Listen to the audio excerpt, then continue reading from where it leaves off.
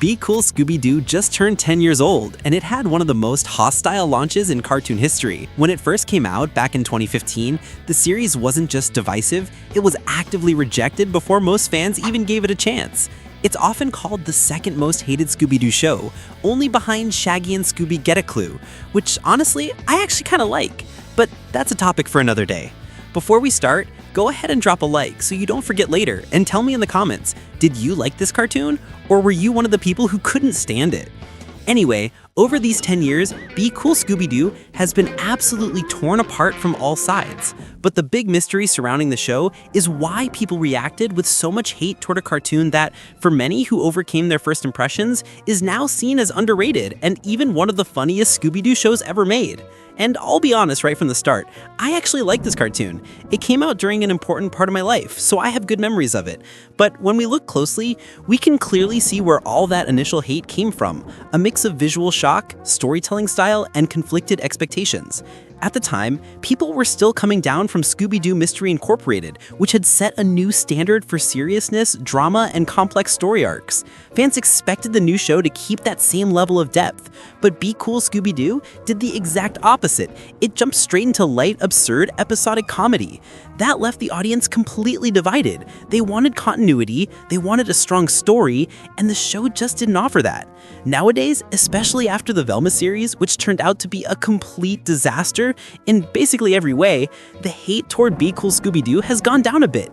Because let's be honest, compared to Velma, Be Cool feels like a masterpiece.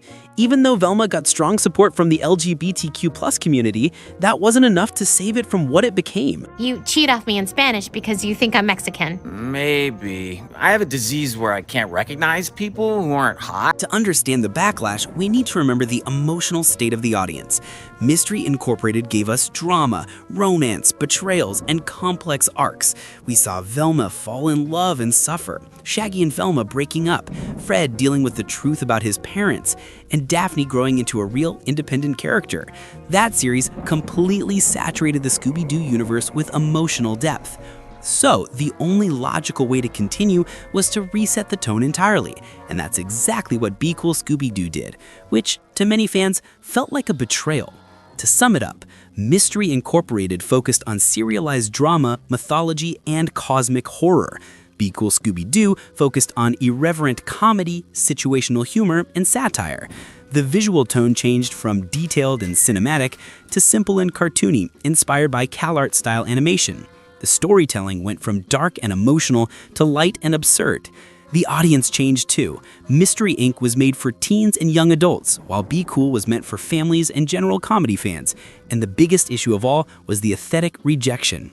This rejection had been brewing for years, since around 2010 actually, when we started seeing a wave of reboots of classic cartoons like Ben 10 and the Powerpuff Girls. Many fans saw those as cheap cash grabs with recycled stories and downgraded art. And that's where the shadow of Teen Titans Go comes in. Even though TTG isn't technically CalArt style, it's often grouped with those fast gag, comedy-first cartoons that sacrificed beautiful animation for humor. So when Be Cool Scooby-Doo came out, fans feared the same thing, that Scooby-Doo had turned into a self-parody. People saw the simplified art and thought it looked like a cheap Family Guy-style sitcom. But here's the twist. Even the creators themselves hated the initial designs. They've said that when they first saw the art, their reaction was a sad, "Oh no." They actually had to tone it down because the original concept looked even worse. This points to a major corporate problem at Warner. According to the creators, WB made big mistakes from the start, including the look, which was already in place before we joined. They even accused the studio of constantly sabotaging its own franchises. However, there is a defense for the art style. The creative team explained that the simpler design was necessary for the comedy to work. Exaggerated expressions, over-the-top movements, those things only work when the art is flexible and cartoony. What people hated most was actually the tool that made the comedy so good. Ironically, SpongeBob today uses almost the exact same approach, but somehow manages to be even more absurd and annoying with its random humor. Wiggle your hips, Fred. How do you like that? Beyond the visual shock, Be Cool Scooby Doo also broke people's expectations about storytelling. After Mystery Inc., fans had gotten used to long, connected story arcs, but Be Cool went completely back to the old school one episode at a time formula. That shift was so extreme that it basically scared away anyone who had been emotionally invested in the previous series. As a result, the show was canceled early. It barely had a fighting chance. But those who did stick with it realized something brilliant. The show didn't just solve mysteries, it satirized the very structure of mystery solving itself. But that wasn't even the part that made fans drop the show completely. What really shocked people was how different the characters were. Daphne went from the pretty, slightly vain danger magnet to being hilarious, eccentric, and totally unpredictable. Fred went from being the enthusiastic trap guy to a more cynical, control freak straight man. Velma became less arrogant and more genuinely friendly and awkward. Scooby was still the same scaredy dog, but his comedic timing was sharper.